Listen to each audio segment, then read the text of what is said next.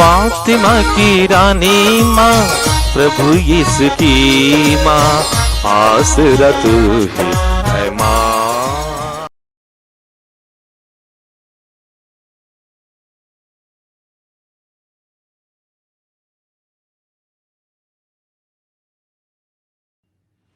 पहला पाठ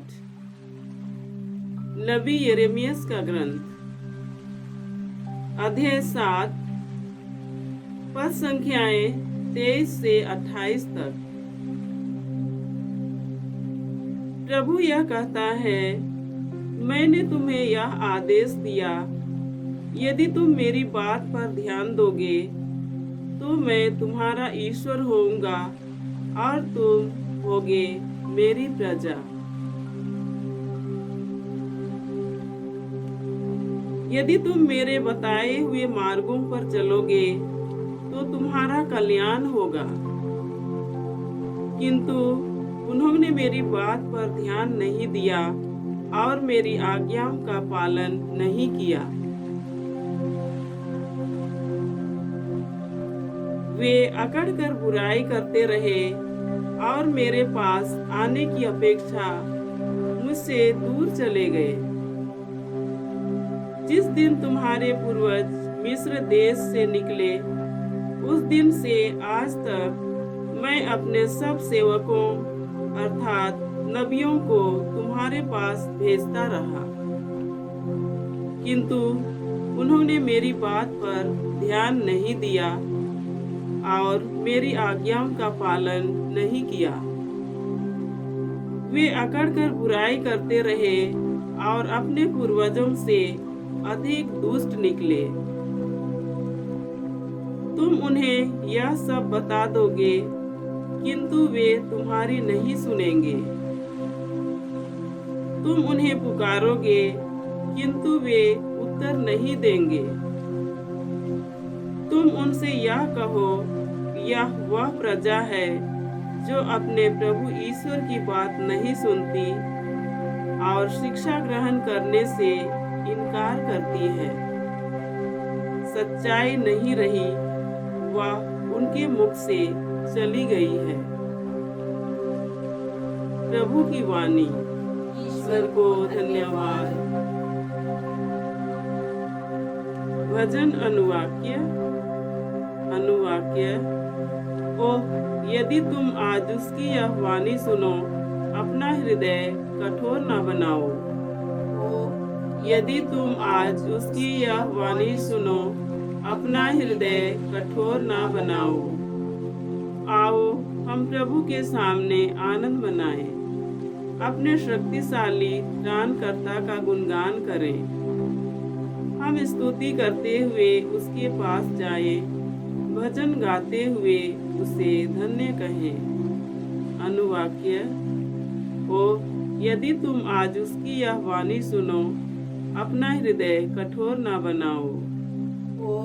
यदि तुम आज उसकी यह वाणी सुनो, अपना हृदय कठोर न बनाओ। आओ हम दंडवत कर प्रभु की आराधना करें, अपने सृष्टिकर्ता के सामने घुटने टेके।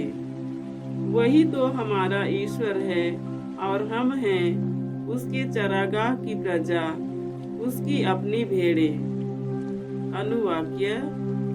ओ, यदि तुम आज उसकी यह वाणी सुनो, अपना हृदय कठोर न बनाओ।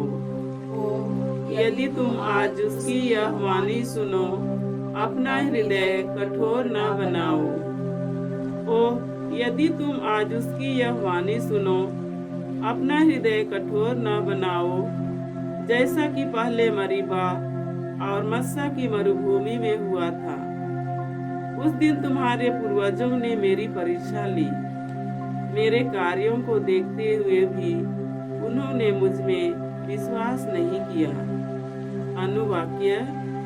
ओ, यदि तुम आज उसकी यह वाणी सुनो, अपना हृदय कठोर न बनाओ। यदि तुम आज उसकी यह वाणी सुनो, अपना हृदय कठोर न बनाओ। जय घोष।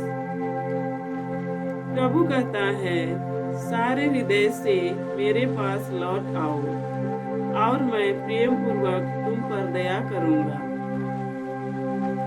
प्रभु आप लोगों के साथ हो और आपकी आत्मा के साथ। संत लूकस के अनुसार प्रभु यीशु ख्रिस्त का पवित्र सुसमाचार। हे प्रभु तेरी महिमा हो। अध्याय 11 पद संख्याएं 14 से 23। यीशु ने किसी दिन एक अपदूत निकाला जिसने एक मनुष्य को गूंगा बना दिया था।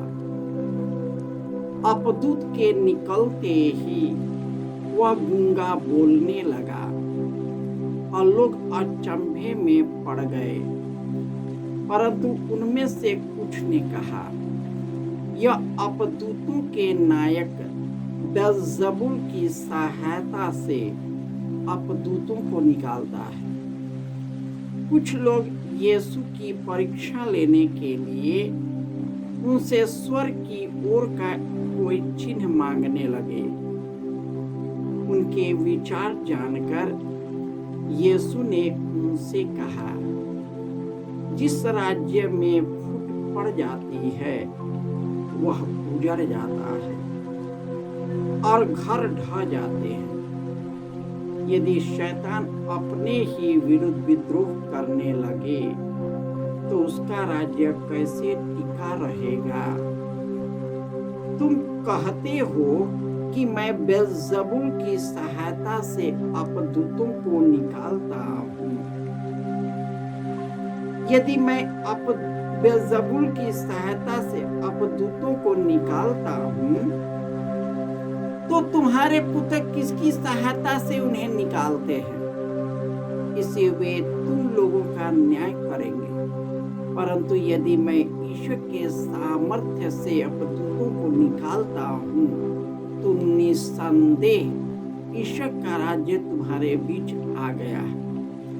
यदि कोई बलवान मनुष्य हथियार बांधकर अपने घर की रखवाली करता हो तो उसकी धन संपत्ति सुरक्षित रहती है।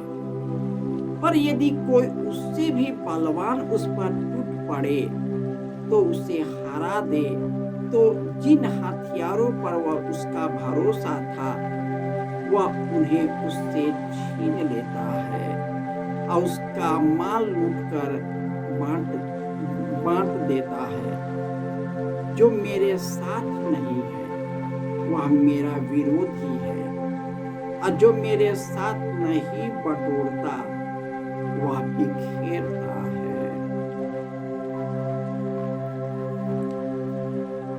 यह प्रभु का सुसमाचार है। हे क्रिस्त तेरी स्तुति हो। क्रिस्त में प्यारे भाइयों और बहनों, ईश्वर ने यिर्मयाह नबी के मुख से यह वचन कहा, यदि तुम ईश्वर को प्यार करोगे, उसकी बात सुनोगे, उसके मार्ग पर चलोगे तो तुम सदा बने रहोगे, तुम्हारा कल्याण होगा। कोई भी व्यक्ति तुम पर हावी नहीं होगा।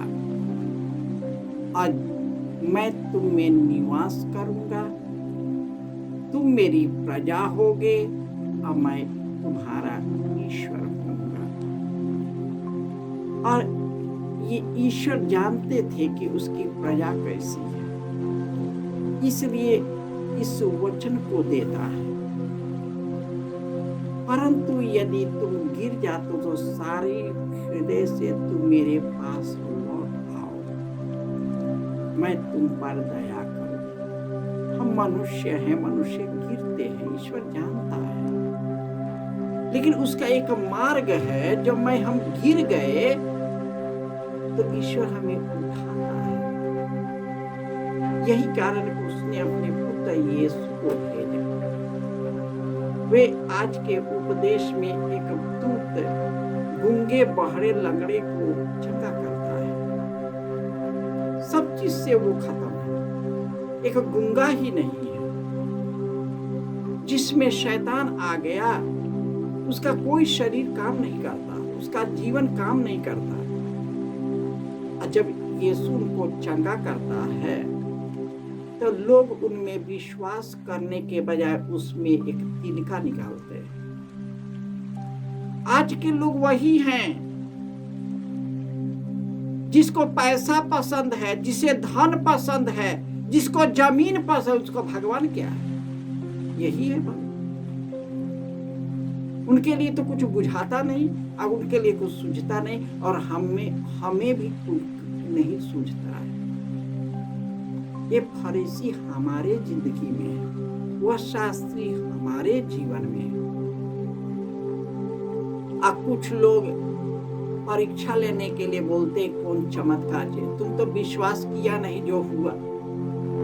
कहता कि तुम बेलजबूल की सहायता से निकालते हो, उसमें नुक्सा निकालता है, क्योंकि बेलजबूल उन्हीं में है। जिसमें बेलजबूल है वह बेलजबूल ही बोलेगा। और यीशु ऐसे लोगों को क्षमा नहीं करता, क्योंकि वह अपनी क्षमाशीलता से निकल गया। ईश्वर जो जीवन बनकर आया था, जो उसको आत्मा देने आया था, उन लोगों ने उसका तिरस्कार किया, सांसारिकता को भी ईश्वर बना दिया।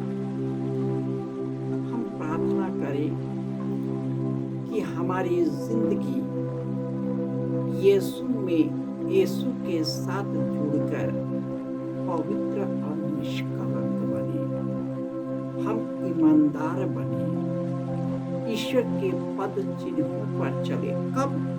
जब हम प्रार्थना में ईश्वर के साथ जुड़े।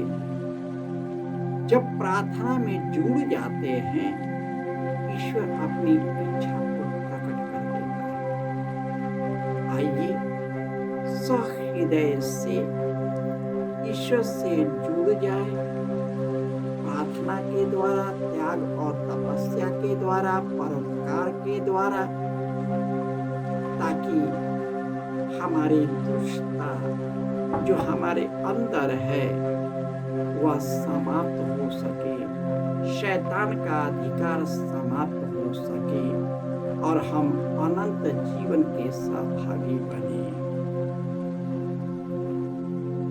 जय यीशु।